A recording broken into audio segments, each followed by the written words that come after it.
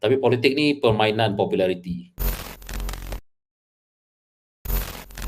Dan sekarang muda di tangan Amirah Aisyah yang kata wanita berusia 29 tahun dan memegang jawatan sebagai presiden. Jadi Encik Adib rasa adakah Amirah dilihat terlalu muda, terlalu mentah dan ataupun kurang pengalamannya untuk mengemudi parti ini?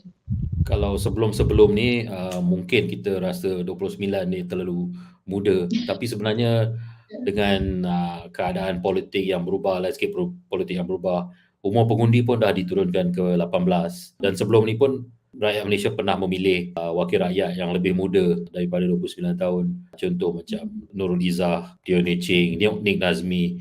Mereka semua dipilih sewaktu berusia 20-an. Jadi ini tak adalah mengejutkan, tak bolehlah kita kata dia terlalu muda atau terlalu mentah. Satu lagi, dalam politik ni bukan, walaupun pengalaman tu penting, tapi politik ni permainan populariti.